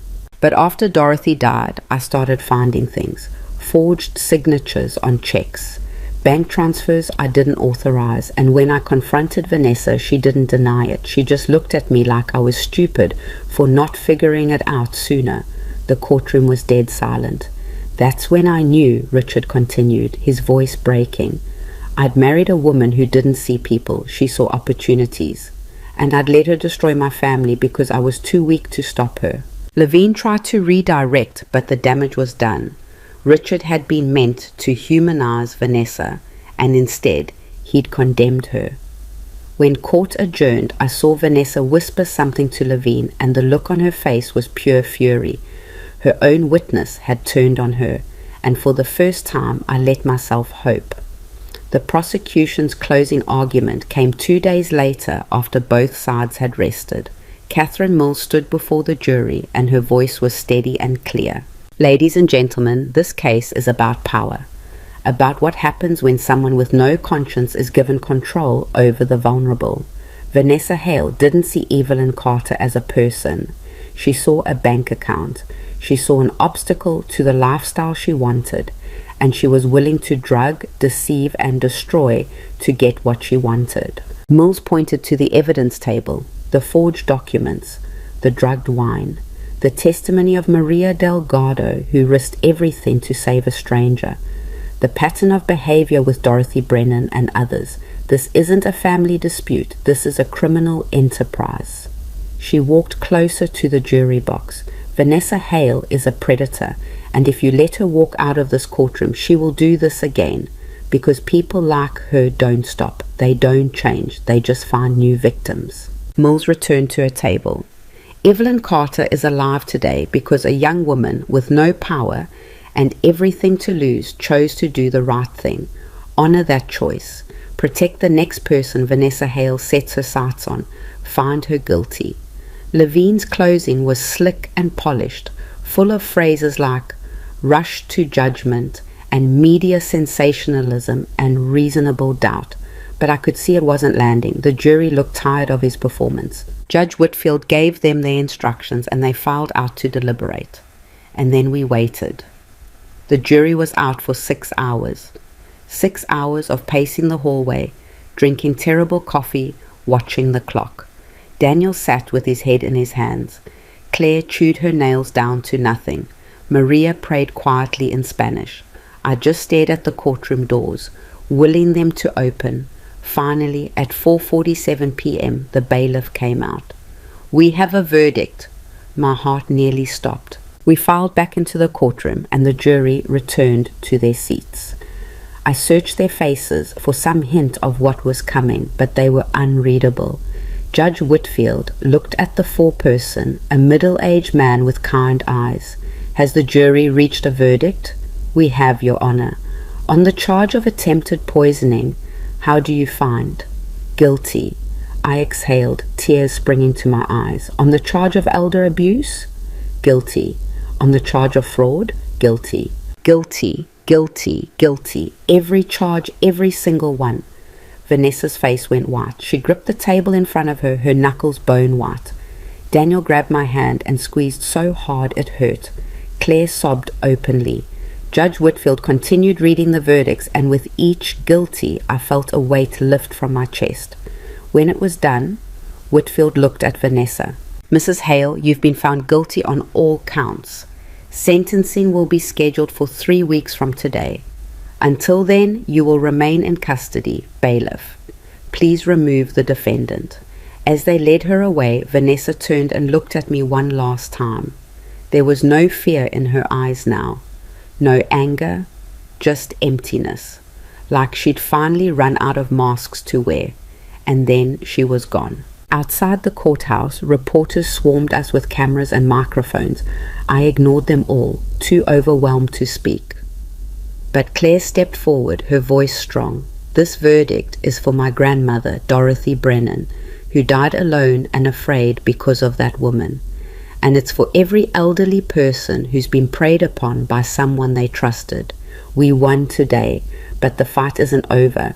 We have to do better at protecting the vulnerable. The cameras loved her. I just wanted to go home. Daniel drove me back to my apartment, and we sat in the parking lot for a long time without speaking. It's over, he said finally. Not yet. There's still sentencing. But the hard part's done. She's been found guilty. She's going to prison. Yeah. I leaned my head back against the seat. She is. How do you feel? Tired, relieved, angry that it took this long? Mom? Yeah. I'm sorry for all of it, for not believing you, for choosing her, for making you fight this alone. You didn't make me fight alone. You stood with me when it mattered, but I should have stood with you from the beginning. I turned to look at him. You're standing with me now. That's what counts. He nodded, tears streaming down his face, and for the first time in 5 years, I hugged my son and felt like he was really mine again. 3 weeks feels like forever when you're waiting for justice. The guilty verdict should have brought peace, should have let me sleep through the night without jerking awake at every sound, convinced someone was breaking in, should have stopped the nightmares where I'm sitting at that dinner table, the wine glass in my hand, and I drink it before I can stop myself. But it didn't, because Vanessa was still out there, locked up but not gone. And sentencing day loomed like a storm I could see coming but couldn't escape. Daniel called me every day during those 3 weeks, sometimes twice a day. We'd talk about nothing, the weather, what I had for lunch, a TV show he was watching. Small talk that felt monumental because it meant we were still trying, still rebuilding something that had been shattered. But there were hard conversations too. One night, about a week after the verdict, he showed up at my apartment with a box. "What's this?" I asked, letting him in. "Stuff from the house. Things Vanessa bought with stolen money. I'm getting rid of all of it, but I thought you should see this first." He set the box on my kitchen table and pulled out a leather-bound photo album. Inside were pictures from their wedding. Vanessa in her designer gown, Daniel in his tuxedo, both of them smiling like they'd won the lottery. There were photos of their honeymoon in Tuscany, of dinner parties with important-looking people, of Vanessa accepting some charity award. And in every single photo, Vanessa looked perfect, flawless, untouchable. "I kept looking at these," Daniel said quietly, "trying to figure out when I should have known, when I should have seen what she really was." "You couldn't have known." "I should have. Look at this one." He pointed to a photo from a charity gala. Vanessa was shaking hands with an elderly couple, her smile radiant. This was 2 months before she filed guardianship papers for Dorothy. She was already planning it, and she looked like an angel. I studied the photo. The elderly couple looked so trusting, so happy to be talking to her. "Who are they?" I asked. "I don't know, just donors probably, but what if they weren't? What if they were her next targets, and I just didn't see it?" "Daniel, you can't torture yourself with what-ifs." "Why not? You almost died because of my what-ifs. Because I didn't ask enough questions. Because I wanted to believe I'd married someone good." "You wanted to believe you were loved. That's not a crime." He closed the album, his hand shaking. "She never loved me. I see that now. I was just useful. I had a decent job, good family connections through you, enough money to look successful. She used me to build a life where she could hunt. That's not your fault. Isn't it? I ignored warning signs. When you tried to call and I didn't answer. When Vanessa would badmouth you and I'd agree just to keep the peace. When she'd talk about her grandmother and there was this coldness in her voice. I noticed it, Mom. I noticed and I ignored it. Because you loved her. No. He looked at me with hollow eyes. I don't think I ever really loved her. I loved what she represented. Success, status, proof that I'd made something of myself. But her, the actual person, I don't think I knew her at all. We sat there in silence, the weight of that admission hanging between us. I've been seeing a therapist, he said finally. 3 times a week. She says I have to forgive myself before I can move forward. Can you? I don't know. Some days I think I'm getting there. Other days I wake up and I remember that I sat across from you at that dinner table and watched you almost drink poison and I wanted to die. But you saved me. When it mattered, you chose me. Only after you nearly died. You still chose me. He nodded, but I could see he didn't believe it yet. That he was carrying a guilt that would take years to set down, if he ever could. What are you going to do with the photos? I asked. Burn them. All of it. I don't want any piece of her left in my life. Good. He pulled out one more thing from the box, a small velvet jewelry box. He opened it and inside was a ring. Simple, gold with a small diamond. This was my grandmother's, he said, your mother-in-law's. Dad gave it to me before he died, said I should give it to someone I really loved.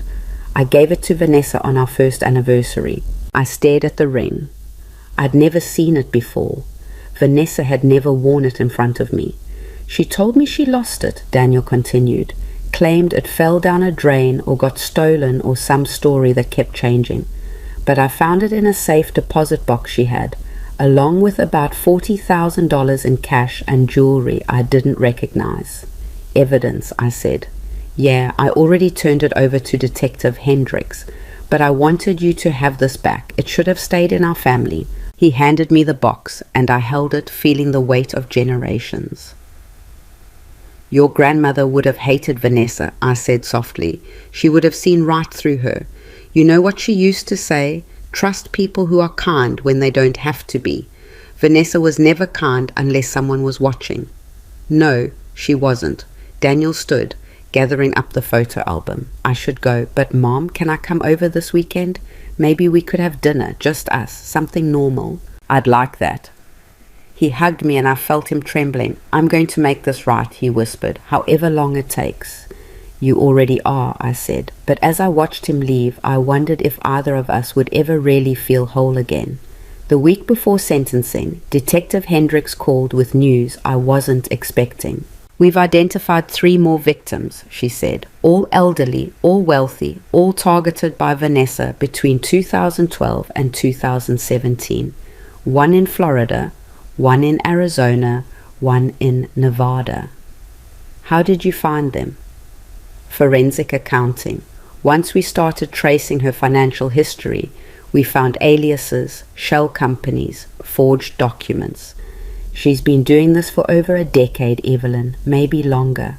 I sat down, my legs suddenly weak. Are they alive? 2 are. 1 passed away in 2016, but his family has come forward with evidence that Vanessa, under a different name, had swindled him out of nearly $1 million before his death. Can that be added to her charges? The DA is considering it, but it might be faster to pursue separate federal charges. Either way, she's not getting out anytime soon. Good. There's something else. Hendricks paused. We found communications between Vanessa and someone she referred to as the consultant. We think she may have been part of a larger network, people who target the elderly and share tactics. My blood ran cold. You mean there are more like her? We're investigating, but yes, this may be bigger than we thought. So even if she goes to prison, others are still out there. Yes, but every person we put away is one less predator on the streets. And your case is going to help us identify patterns, protect future victims. That should have made me feel better. It didn't. Because somewhere out there, another woman like Vanessa was sitting across from another trusting elderly person, smiling and planning their destruction, and I couldn't save them all. Sentencing day arrived on a Thursday morning in late November. The courthouse was even more packed than it had been for the trial. News vans lined the street. Protesters held signs that said things like, "Protect our elders" and "Justice for Dorothy." Inside, the victim impact statements were scheduled first. Claire went first, reading from a prepared statement about her grandmother's final months. How Dorothy had gone from a vibrant woman with a sharp mind to a confused, terrified shell who didn't recognize her own family. "Vanessa Hale didn't just steal my grandmother's money," Claire said, her voice breaking. "She stole her dignity, her final years, her peace. And for what? A bigger house? A nicer car? My grandmother died afraid and alone because of this woman's greed." She sat down, sobbing. One of the victims from Florida testified via video link. His name was Gerald Morton, and he was 83 years old, barely able to walk, his hands shaking as he held his notes. "I trusted her," he said, his voice thin and reedy. "She told me she'd help me manage my investments. Instead, she forged my signature and transferred everything to accounts I didn't know existed. I lost my house, my savings, everything I worked for, and when I confronted her, she looked at me like I was an insect, like I didn't matter." He paused, wiping his eyes. "I'm 83 years old. I don't have time to rebuild. Because of her, I'll die poor, and that's a cruelty I can't forgive." Then it was my turn. I walked to the front of the courtroom, my hands clutching the statement I'd written and rewritten a dozen times. I looked at Vanessa sitting at the defense table in her orange jumpsuit, her face blank, and I started to read. "Your Honor, I came very close to dying in October. Not from illness, not from an accident, but because a woman I welcomed into my family saw me as nothing more than an obstacle to wealth." My voice was steady, but my hands were shaking. "Vanessa Hale tried to drug me, forge my signature, and lock me away in a facility where I would have been forgotten. She planned this for months. She manipulated my son into doubting me. She made me feel worthless, invisible, like I didn't deserve to exist in their perfect world. I looked directly at her. But I survived.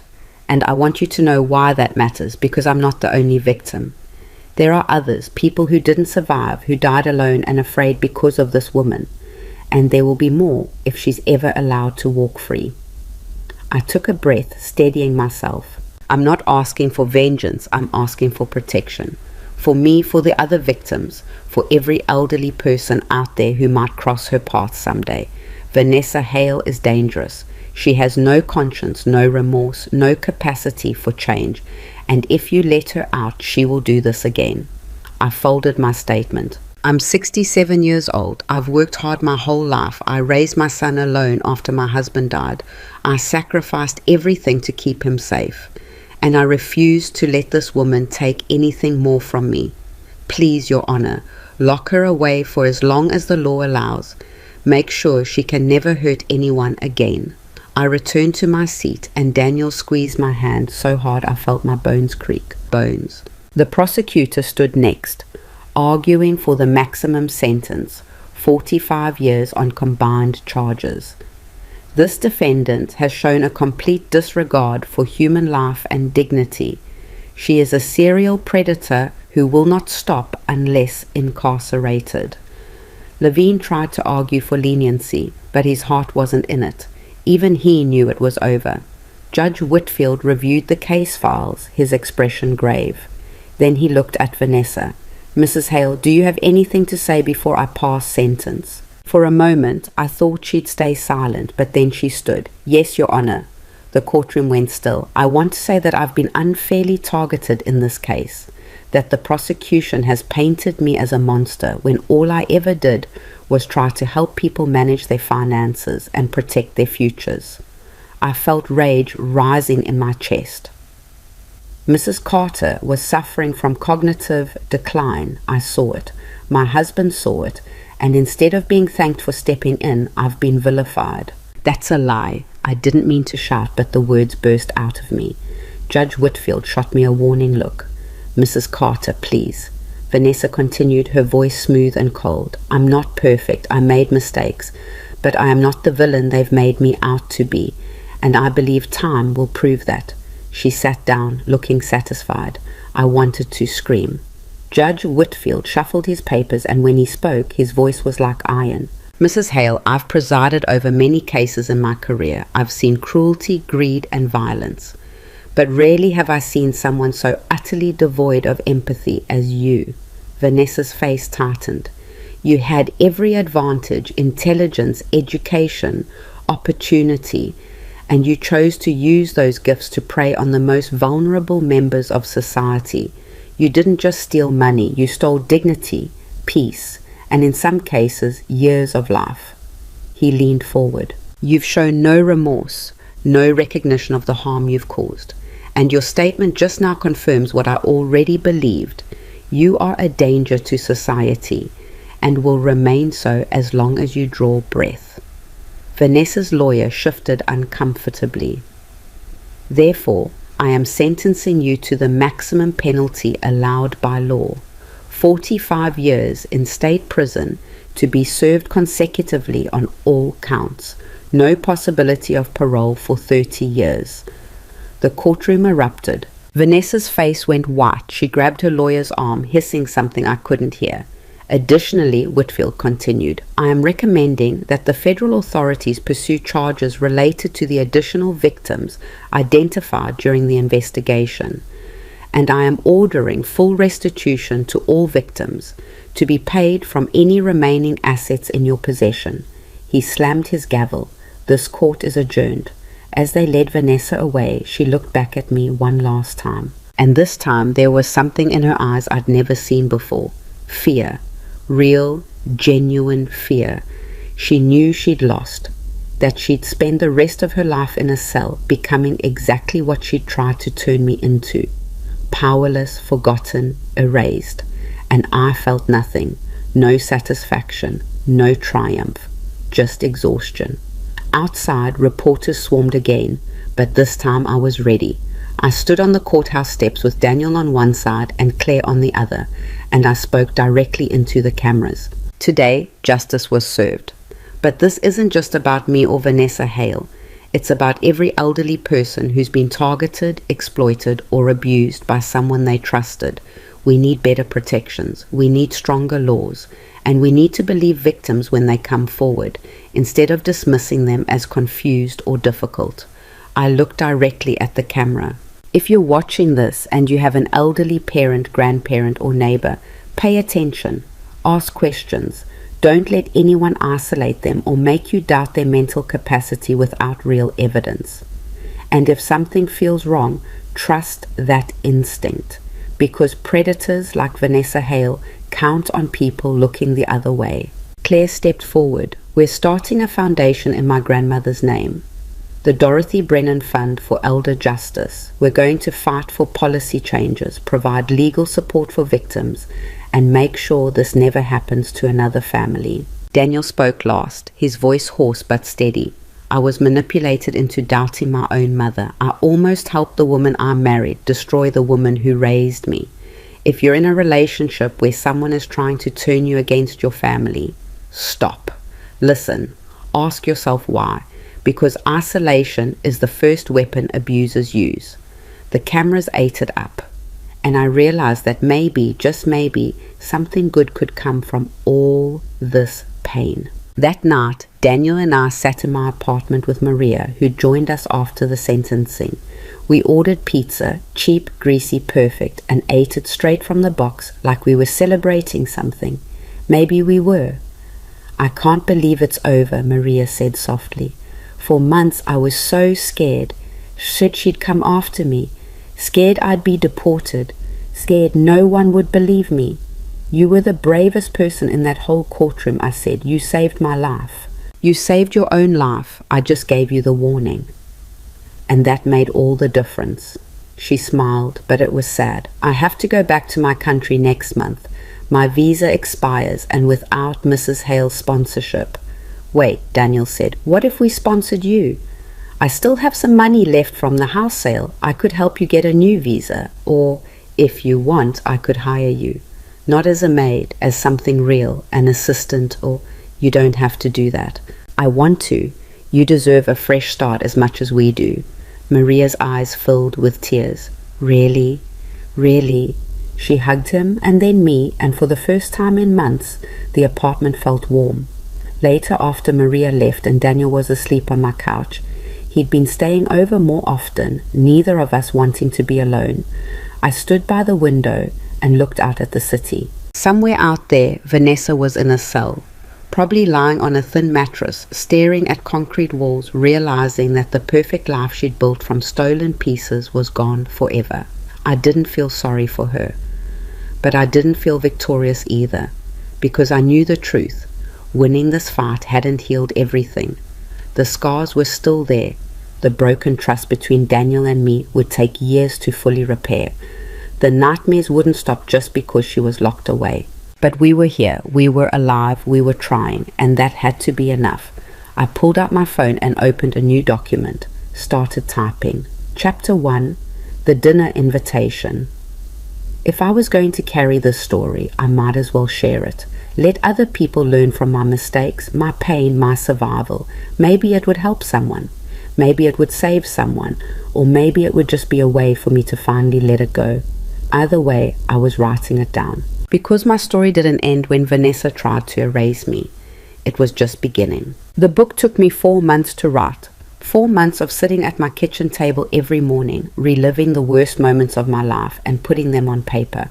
4 months of crying over my laptop, deleting paragraphs because they hurt too much to read, then writing them again because someone needed to hear them. Daniel thought I was crazy. "Mom, you don't have to do this," he said one afternoon, finding me surrounded by crumpled tissues and empty coffee cups. "You've been through enough. You don't owe anyone your story." "I'm not doing it for them," I said. "I'm doing it for me. And for the next person who gets that phone call, the one that feels wrong but they answer anyway because they're desperate to believe their family still loves them." He sat down across from me, reading the chapter I'd just finished. It was about the dinner, about Maria's note, about running from that house knowing something terrible had almost happened, but not yet understanding how terrible. When he finished, his eyes were wet. "This is good, Mom, really good, but also it's going to hurt people to read this."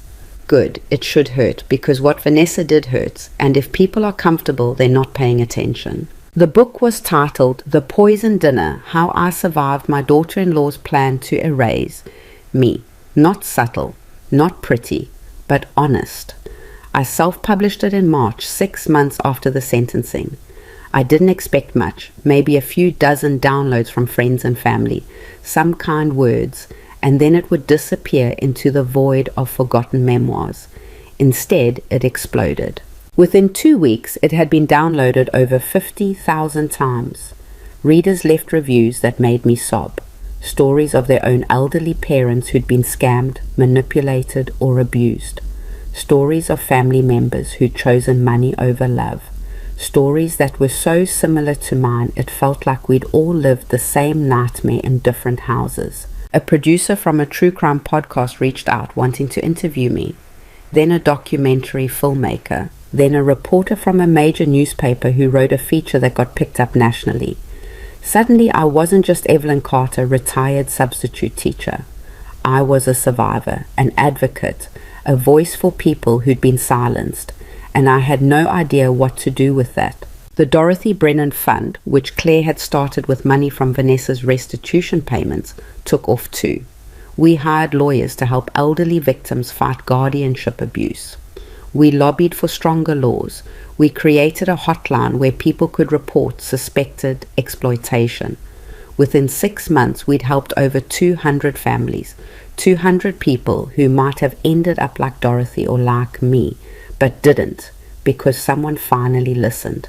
Claire and I became unlikely partners, her rage and my exhaustion balancing each other out. She handled the legal side, the policy fights, the meetings with legislators who didn't want to admit the system was broken. I handled the human side, talking to victims, listening to their stories, holding their hands when they broke down. It was the hardest work I'd ever done. It was also the most important, but the success came with a cost I hadn't anticipated. One evening in late April, I came home to find an envelope shoved under my door. No postage, no return address, just my name written in shaky handwriting. Inside was a letter. Dear Mrs. Carter, I read your book. I wish I'd had the courage to do what you did. My daughter-in-law has been stealing from me for 3 years. She convinced my son I have dementia, and now he won't return my calls. I'm 72 years old and I'm alone, and I don't know what to do. Please help me. Margaret. There was a phone number at the bottom. I sat on my couch holding that letter and felt the weight of it crushing my chest. This woman was reaching out to me, a stranger, because she had no one else. Because I'd written a book and now people thought I had answers. But I didn't have answers. I barely had my own life together. I called Daniel. What do? I asked, my voice shaking. She's asking for help and I don't know how to help her. You call her, you listen, and then you connect her with the fund. That's what it's for. But what if it's not enough? What if she ends up like Dorothy? Then you did what you could. Mom, you can't save everyone. I know, but she wrote to me. She trusted me. Because you survived. And that matters. But you're not responsible for every person who's suffering. I knew he was right, but I called Margaret anyway. She answered on the second ring, her voice trembling. Hello? Margaret, this is Evelyn Carter. I got your letter. She started crying immediately. Deep, wrenching sobs that came from a place of complete despair. I'm so sorry, she choked out. I didn't know who else to call. I've lost everything. My savings, my home, my son, and no one believes me. I believe you, I said, and I'm going to help you. It took 3 months to untangle Margaret's situation. Her daughter-in-law had been forging checks, taking out credit cards in Margaret's name, and slowly draining her accounts. We got her connected with an elder law attorney through the fund, helped her file for an emergency protective order, and eventually got her son to see the truth. It wasn't a clean victory. Margaret's son was devastated, angry, defensive. He didn't want to believe his wife was a thief, and he fought us every step of the way. But when the bank statements were laid out in front of him, $83,000 missing over 3 years, he couldn't deny it anymore. Margaret got her money back. Her daughter-in-law was arrested, and her son apologized, though the relationship would never be the same. Thank you, Margaret said to me on the phone after it was over. You saved my life. No, I said, you saved your own life by asking for help. I just listened.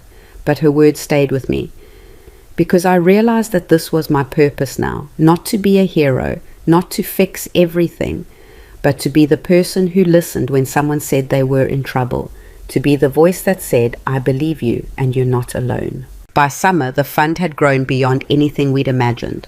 We had a staff of 12, an office downtown, and enough funding to start expanding to other states. Claire quit her job to run it full-time, and she asked me to join as a spokesperson. I can't do this without you, she said. You're the face people trust, the survivor who made it out. I'm not qualified. I don't have a law degree or a business background, or you have something better. You have lived experience, and that's worth more than any degree. So I said yes, and my life changed in ways I never expected. I traveled to conferences, gave speeches, met with lawmakers. I stood in front of rooms full of strangers and told them about the worst night of my life over and over, until it stopped feeling like my story and started feeling like a warning sign for everyone. It was exhausting. It was painful, but it mattered. Daniel came with me to some of the events, sharing his perspective as the family member who'd been manipulated. His honesty was raw and uncomfortable, and people didn't always want to hear it. I chose her over my mother, he'd say. I believed the lies because it was easier than admitting I'd made a mistake, and I almost lost everything because of it. After one particularly brutal Q&A session where someone accused him of being complicit in Vanessa's crimes, he broke down in the hotel room. Maybe they're right, he said, sitting on the edge of the bed with his head in his hands. Maybe I am complicit. Maybe I don't deserve forgiveness. You made a mistake, I said, sitting next to him. a big one, but you owned it, you fixed it, and you're spending the rest of your life trying to make sure other people don't make the same one. Is that enough? It has to be. He looked at me, tears streaming down his face. Do you forgive me? Really? I told him I did, multiple times. But I realized he needed to hear it differently. Daniel, I forgive you, not because you've earned it, but because holding on to anger was killing me. I was so hurt for so long, and that hurt was eating me alive. So I let it go, not for you, for me. That's not the same as forgiveness. Yes, it is. Forgiveness isn't about forgetting what happened or pretending it didn't hurt. It's about choosing not to let the hurt define the rest of our lives. He nodded slowly. I'm still going to spend the rest of my life making it up to you, I know, and I'm going to let you. We sat there together, two broken people figuring out how to be a family again. It wasn't perfect. It was messy and painful and full of setbacks, but it was real. In September, almost a year after the sentencing, I received a letter from the prison. From Vanessa. I stared at it for a full minute before opening it, my hands shaking. The handwriting was still perfect, neat, controlled, just like her. Evelyn, I've had a lot of time to think over the past year. Time to reflect on my choices and their consequences. I know you probably don't care what I have to say, but I'm writing anyway because my therapist says I need to take accountability. I'm sorry for what I did to you. I'm sorry for the pain I caused Daniel. I'm sorry for the damage I inflicted on Dorothy and the others. I was wrong. I see that now. I was so focused on building a life that looked successful that I lost sight of what actually matters, and I hurt people who didn't deserve it. I don't expect you to forgive me. I don't even expect you to believe this letter is genuine. But I wanted you to know that I'm trying to change. I'm working with a therapist. I'm attending classes. I'm facing what I did. I know it's not enough. I know I can't undo the harm, but maybe someday I can be a person who doesn't hurt others. I hope you're well. I hope Daniel is healing, and I hope you can find peace. Vanessa. I read it 3 times, then I called Daniel. She wrote to me, I said, Vanessa, from prison, silence. What did she say? That she's sorry, that she's in therapy, that she's trying to change. More silence. Do you believe her? He asked finally. I don't know.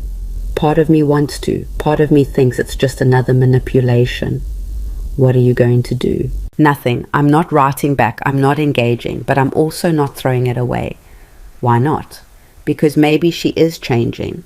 Maybe prison broke something in her that needed to break. And if that's true, if she actually becomes a better person, that doesn't erase what she did, but it means something. What does it mean? It means people are complicated, that even the worst of us might have a chance at redemption. I don't have to give her my forgiveness for her to find it on her own. Daniel was quiet for a long time. I don't think I can forgive her. Not ever. You don't have to. That's your choice to make. Do you think she's lying? That this is all an act? Maybe, probably, I don't know. But it doesn't matter. Because whether she changes or not, I'm done letting her live in my head rent-free. I put the letter in a drawer and closed it. And I meant it. The 1-year anniversary of the trial came in November, and the fund organized an event to honor survivors and raise awareness. We rented out a community center, invited victims and their families, and created a space where people could share their stories. Over 300 people showed up. I stood at the podium looking out at a room full of faces, some angry, some sad, some hopeful, people who'd been through hell and come out the other side. A year ago, I began. I sat in a courtroom and watched the woman who tried to erase me get sentenced to 45 years in prison.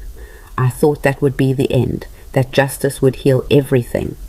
I paused, taking a breath, but it didn't, because healing isn't something that happens to you. It's something you have to choose every single day.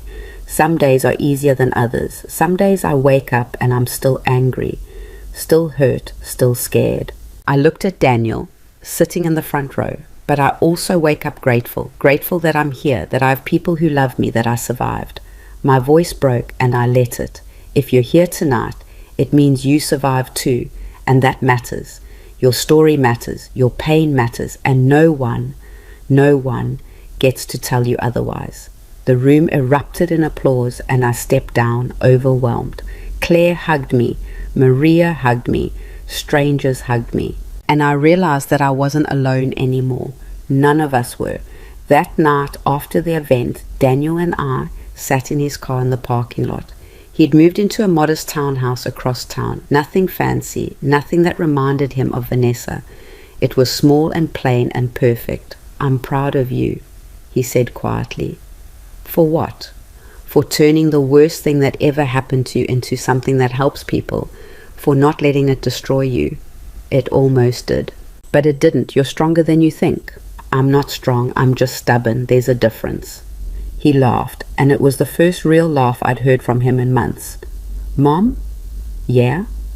"I know I've said this before, but I need to say it again. I'm sorry for all of it, for choosing her, for doubting you, for letting 5 years go by without really seeing you." "I know.